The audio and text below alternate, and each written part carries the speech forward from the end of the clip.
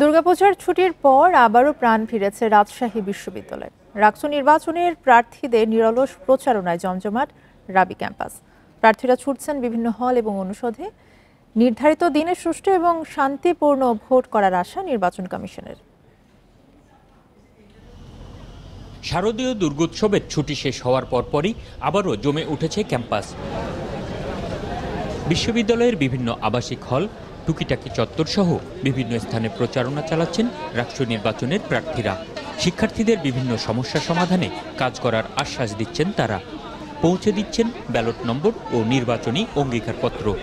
শিক্ষার্থীদের উচ্ছ্বাস বরাবরের মতোই আছে, কিন্তু শিক্ষার্থীরা বারবার প্রশাসন কর্তৃক যে ধোঁকার শিকার হচ্ছে, এর কারণে হয়তোবা একটু সংশয় তৈরি হয়েছে। আমরা আশা রাখি বিশ্ববিদ্যালয় প্রশাসন এই সংশয় দূর করার জন্য একটি দ্রুত পদক্ষেপ গ্রহণ করবে। যদি কেউ 16 তারিখে ইলেকশন বানচাল করার চেষ্টা করে কোনো ইস্যুকে সামনে এনে, তাদেরকে আমরা বিভিন্ন প্যানেল এবং আমাদের বিশ্ববিদ্যালয় প্রশাসন সব এক হয়ে আমরা এটা প্রতিহত করব।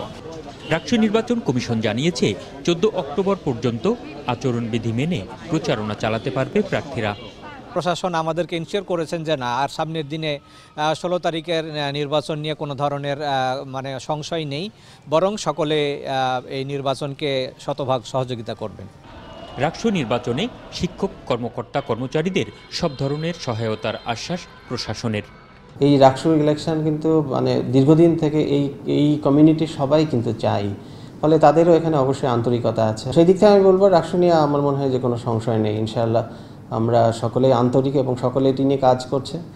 রাকসুর 23 পদে লড়ছেন 247 প্রার্থী। ভোট গ্রহণ হবে 16 October. Ahsan Habib, Apu, independent news, Rajshahi.